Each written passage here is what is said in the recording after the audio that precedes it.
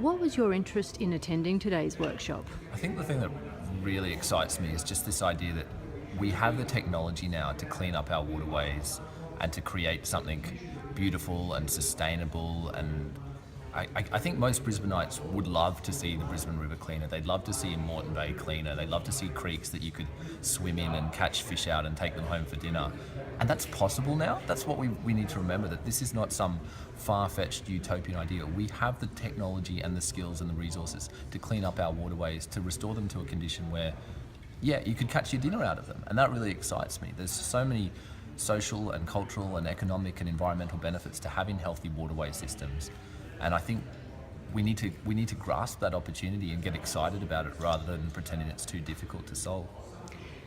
And so what do you see as the council's role in pollution in waterways, Brisbane River and beyond, or what the role should be? Yeah, so council has a huge role to play, not just in reducing the pollution that's entering the river, but also in cleaning up existing water systems and riparian corridors, etc. But I think a lot of Brisbaneites don't realise that every time there's a really heavy rainfall event, heaps of sewage ends up in our waterways. People don't know that. They'd be scandalised to realise that every time there's a big rainstorm, our poo is flooding into the creeks and rivers. And we could stop that. There are solutions out there to capture those sediment loads and those nutrient loads and put them to better uses. We need to stop thinking of like sewage as some pollutant that we have to just discard. It's actually a resource that we can be using as compost and fertiliser, and the ideas are there, the solutions are there. But I think probably the role that council could be playing a bit better is to be supporting and resourcing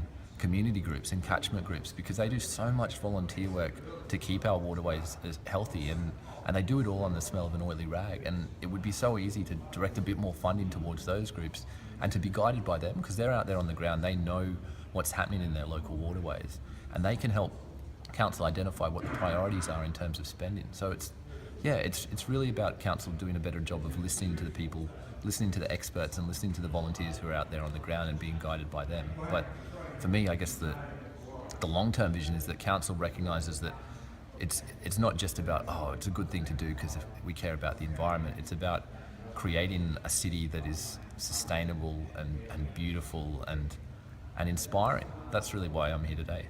Yeah, and today's workshop, I guess a lot of the speakers are exploring those issues. Yeah, the level of knowledge and detail has been really exciting to me, and I think it's important for political representatives to actually get involved in these sorts of discussions and not just read some half-page summary briefing note down the track, but actually to understand the science and to get into the teeth of the thing. And that's why I'm here today. Excellent. Thanks very much for your time, Jonathan. No worries.